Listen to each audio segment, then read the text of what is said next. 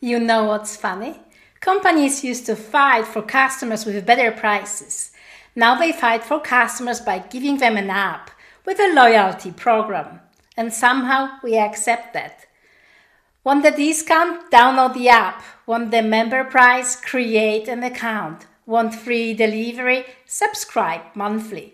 At this point, buying a yogurt in Europe sometimes feels like joining a small digital cult.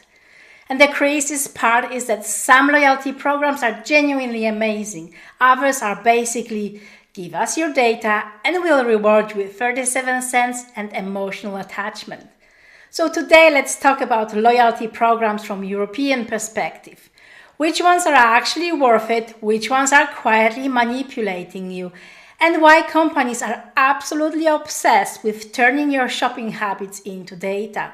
Hi, I'm Joanna and this is WebshopSavvy, where we explore online shopping done right, smart consumer habits, and sometimes even traditional shopping, upgraded with technology. If you live in Europe, loyalty programs are no longer optional background noise. They're everywhere. Supermarkets, airlines, coffee shops, fashion apps, electronic stores, even furniture shops now want you to become part of family. And what's interesting is that Europe used to be slightly more resistant to this than the US. Americans went very deep into points culture, credit card hacking, airline mile optimization, 15 memberships, spreadsheets for travel rewards. Europeans were traditionally more skeptical. But that changed fast during inflation and the cost of living crisis because people started asking, wait, why wouldn't I not scan the app if milk suddenly costs 30% more? And companies realized something very important. Discounts make people download apps faster than almost anything else. Supermarket apps exploded. Member-only pricing exploded. Suddenly, normal prices started looking like punishments for people without accounts. And honestly, that's where this gets psychologically interesting. Here is the uncomfortable truth. The discount is often not the product. You are. Because loyalty programs are one of the biggest data collection systems in modern retail. Without loyalty programs, the supermarket just sees someone bought cheese. With loyalty programs, they see patterns. They see who buys expensive coffee every Friday, who shops healthier after payday, who reacts to limited time offers, and who stress buys chocolate on Tuesday evenings.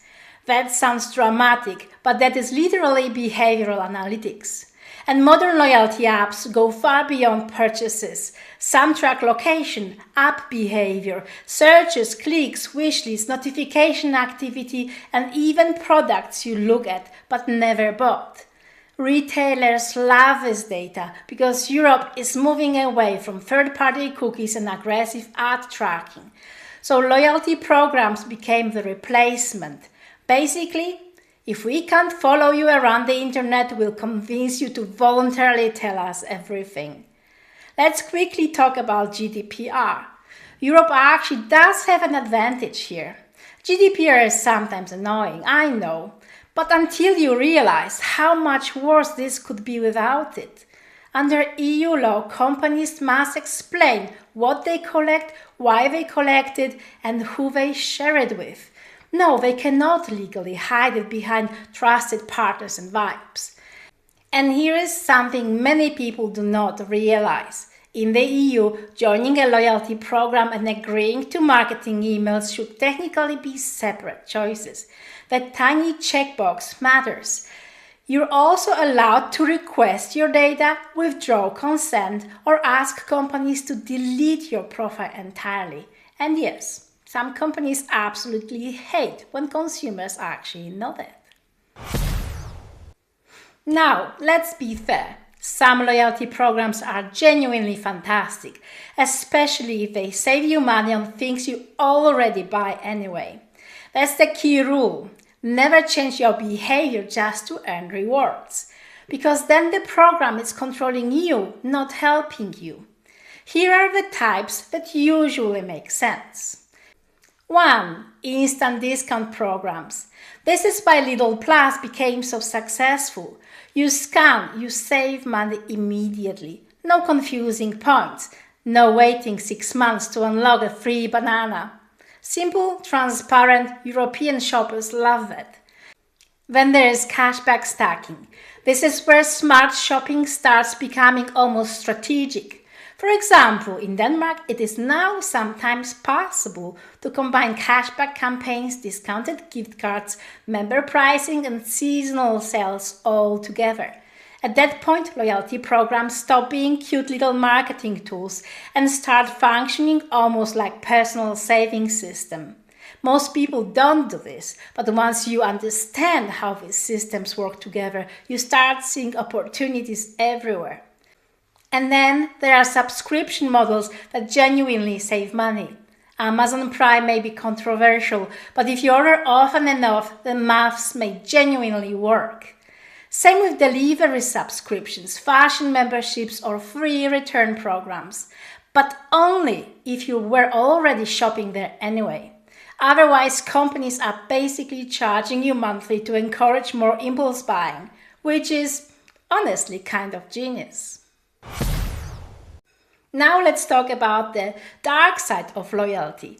Because some loyalty programs are less about loyalty and more about behavioral conditioning.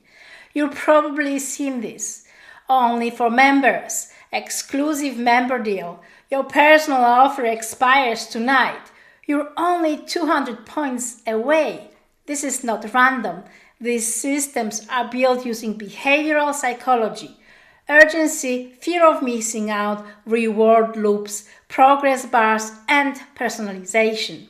Sometimes loyalty apps feel suspiciously similar to mobile games. And some companies quietly make the systems deliberately confusing. Points expire, terms change, rewards devalue. Suddenly your free flight still requires 480 euros in taxes and fees. Or my personal favorite, programs where you spend 400 euros over 6 months to unlock a reward worth approximately 1 croissant. Revolutionary savings. So here is the WebshopSavvy way to approach loyalty programs. Use them strategically, not emotionally. Ask yourself, would I buy this anyway? Am I saving real money?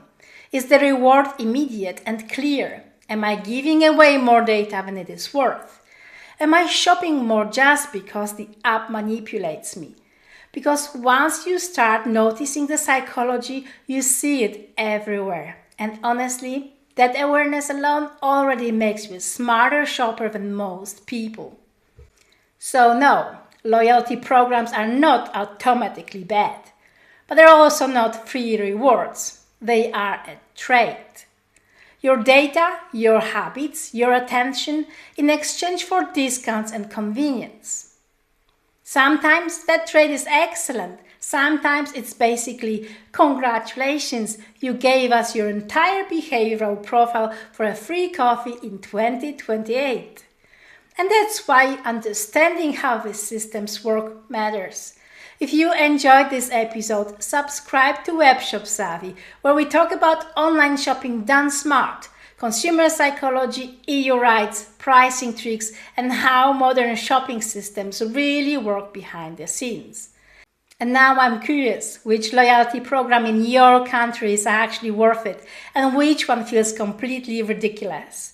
Tell me in the comments below. And I'll see you in the next episode, but until then, stay warm and safe.